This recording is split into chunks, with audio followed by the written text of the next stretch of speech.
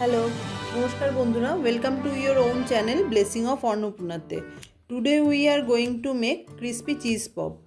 Crispy cheese পপটা আসলে শুরু হয়েছিল ওয়েস্টে, স্পেশালি আমেরিকাতে 1950s স্ন্যাক্স হিসাবে, যেটার আউটসাইড ছিল ক্রিসপি অ্যান্ড ইনসাইড ছিল গোই চিজি। আর এটা ধীরে ধীরে পুরো ওয়ার্ল্ডে পপুলার স্ন্যাক্স হয়ে গিয়েছিল। আজ আমি সেই ক্লাসিক আইডিয়া নিয়েই একটু ইন্ডিয়ান টাচ দিয়ে বানাচ্ছি super crispy golden brown cheese pops. It is a perfect snacks for evening as well as party snacks. বন্ধুরা, পুরো ভিডিওটা দেখো, তোমাদের জন্য একটা টিপস আছে। চলো স্টার্ট করি।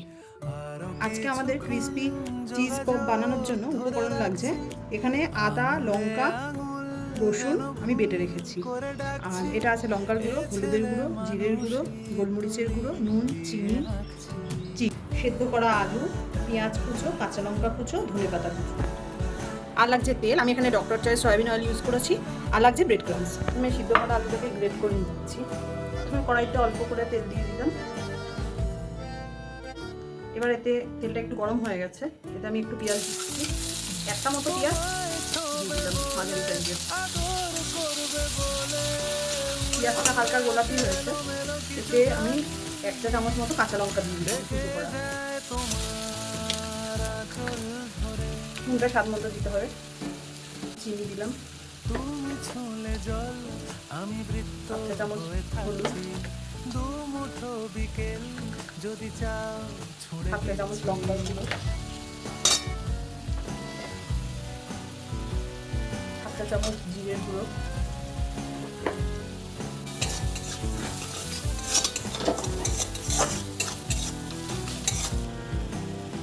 1 চা চামচ মতো আগে থেকে বেটে রাখা আদা, রসুন ও লঙ্কা বাটাটা দিয়ে দিলাম।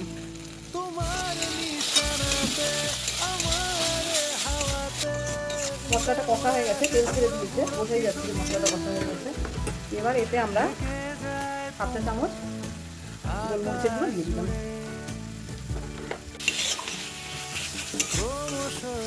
আগে থেকে সিদ্ধ করে বের করে রাখা আলুগুলো দিয়ে দিলাম।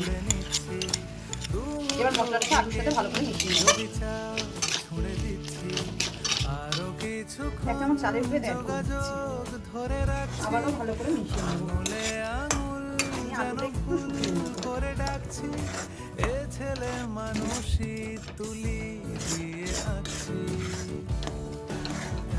গ্যাসটাকে এবার বন্ধ করে দিলাম। এতে অল্প ধনেপাতা আমি অ্যাড করব।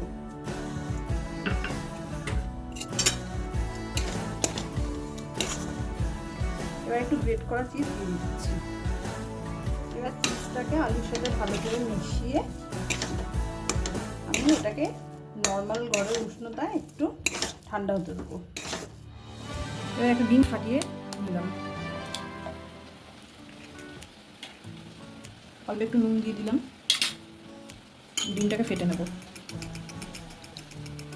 রেডি করা আলুর মন্ডটা থেকে খানিকটা করে নিয়ে এরকম বলের আকারে গড়ে নিতে হবে। তার মধ্যে একটা চিজ দিলাম, দিয়ে আটটু আলু দিলাম, দিয়ে এটাকে এরকম বল টাইপের বানিয়ে নেব। এবার এটাকে একটু এগ ওয়াশ করব।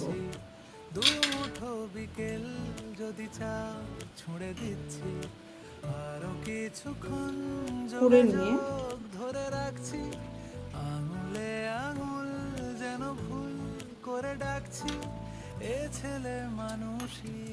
আরও আরেকবার এগ ওয়াশ করে নিলাম, আরেকবার এটাকে ডাবল কোটিং করে নেব ব্রেড ক্রাম্বসে।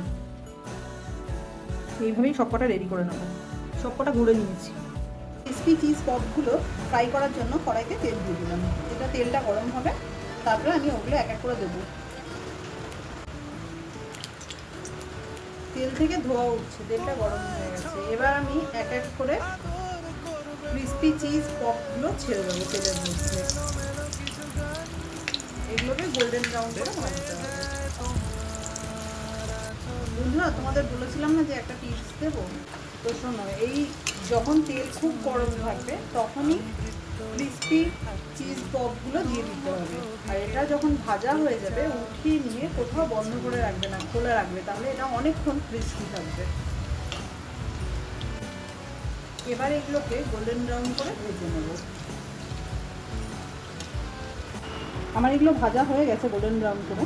এবার এগুলোকে আমি এক এক করে উঠিয়ে টিস্যু পেপারের ওপর রাখবো, যাতে এক্সট্রা যে অয়েলটা থাকবে সেটা টিস্যু পেপারটা চুষে নেয়। তৈরি হয়ে গেছে আমাদের ক্রিসপি চিজ পপ। চলো একটা কেটে দেখা যাক। দেখো কি সুন্দর মেল্ট করে গেছে চিজটা ভেতরে। ঢেকে যায় তোমার আকাশ জুড়ে